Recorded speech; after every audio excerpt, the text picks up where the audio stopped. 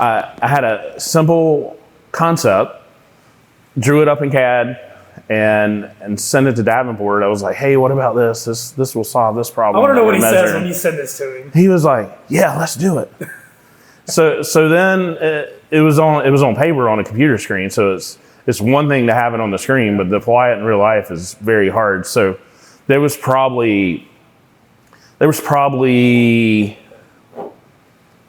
7 different versions. And I was mad at myself because I could not figure out a simple way to solve the problem.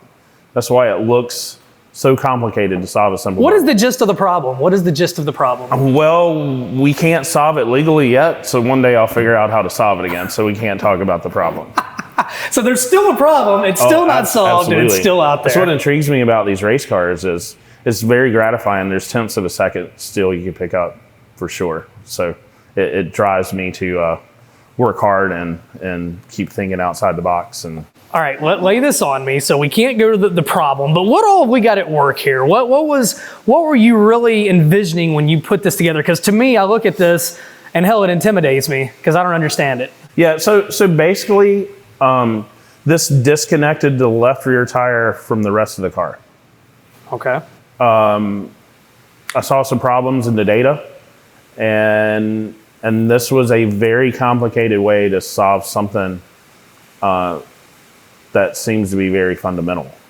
So we built it. So the first version was very, very complicated. There's some pictures on the internet, and it was on the birdcage, and it had its own inherent problems. But I remember building it. We had everything ready for the 2015 season where we're going to go run full time. We had Carolina Speedway rented. They didn't have lights at the time. We had it rented for like 4 days straight, and we never made it. And there was just the car ready, everything loaded up, but a pile of parts by the left rear. I remember Bob Labonte came by, and he always had words of wisdom. And he said, you ever heard of the guy that builds those mouse traps? It's like Goldberg. He was like, yeah. He was like, don't you think that's what you're doing? So anyway, we finally get it together. And by this time, we missed opening night practice at Brunswick for the Super Bowl racing. So you're really cutting it close then. Oh, very close. That was the story of our life in 15. So we loaded the car up. And when we got to Carolina Speedway to test, I mean, they had the track perfect. And it was dark. And they said, do you still want to test? We can maybe get our cars and line up. So we had a pin in the first one that we could pull. So Davenport went out, and I mean, it was like the sun was down. And he went out and ran 2 laps. And we came in and we pulled the pin, and he went back out. And I had the data on the car. And you could just hear the pitch of the engine change, like where it was pulling. And we loaded up. So the guys were like, hey, we can get some lights and stuff? We were like, no, we're done. You know what you needed to know. 4 laps. So then, just 4? 4 laps. So then we're going down the road. And well, hold on. What's his reaction when he gets out of the car? Does he look at you like, holy crap, we just found something? We've always had a lot of belief in each other. So we never doubted each other's abilities, even to this day. So he was driving the rig. I was looking at the data, and the original device had like 10 Heim's joints on it from Marie at FK. That's how complicated it was. And I was like, if we bang wheels with somebody, we're going to tear this thing up. We don't have any spares. So we go to Brunswick, and we practice with the pin in it. And as he's backing the car into the pit stall, he said, hey, we're going to pull that pin. So we pulled it and qualified fast time by a long ways. So wow. Right out of the gate. Right out of the gate. So then we raced that race, and we ended up, it changed the car so much, I think we broke a right front A-arm leading. Just because it changed the way the dynamics and the physics were? Yeah, yes. Wow. So we came in, and we were always trying to develop engines at the time, and we had a broken valve spring doing maintenance the next day. So I remember Davenport himself in his driving suit got under the primary car, pulled the bird cage off of this car, and put on the backup car. And then I think we ended up winning, but that started him getting under it. I think we missed practice, and it started the whole aura around the device. And one thing that things like this does to the industry, if they don't know what problem you're trying to solve or what's in your head, it's a huge distraction.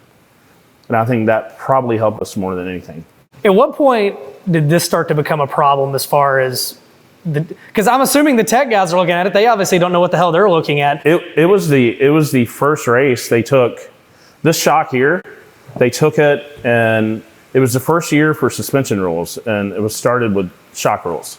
So they first took the shock after we won, disassembled it, wanted to see what it was all about. So from that point on, we were a little scared that they were going to outlaw it. But Rick Swally held to his word and said they would never make anything illegal that was during the year. And I think he still holds that precedence today. So, but we were doing a lot of other things in 2015. We started manipulating rod heights with stack springs. We started to really understand our data. Davenport and I are the reason people talk about 3 and 4 inch numbers on the right front to this day. Like, we were developing an entire system, and this was just one of the little pieces of the puzzle that helped us be successful that year. So again, though, I mean, things can go bad when you're going this fast on dirt sideways. This was the only one you had that year, though? Did you have a spare? Yeah, we have a spare. You did have a spare, okay. That's right. It sits right there.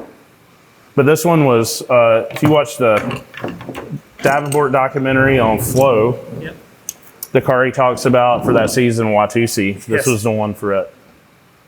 And it won its last race at Charlotte Motor Speedway for the World Finals, and we took it off, put it on the shelf. Did you lose any friends over this thing because people got so mad? No, I wouldn't say that. People wanted to buy it, and we never would sell it. And I think maybe that frustrated some people. But I mean, anyone that's in dirt racing loves the challenge, and I think it challenged a lot of teams to try to figure out what it was, and it was a huge distraction to some. When you come in and create this and then it's gone, then it gets, basically the rules get changed, you can't have it. Do you get bitter about that? Success is very hard to handle, and when they take something away that you felt like that you worked hard on, that wasn't very expensive, that I really didn't use that much engineering on this. Maybe the CAD to draw it. It looks like you used a lot. I'm going to be honest with you. It looks like a lot.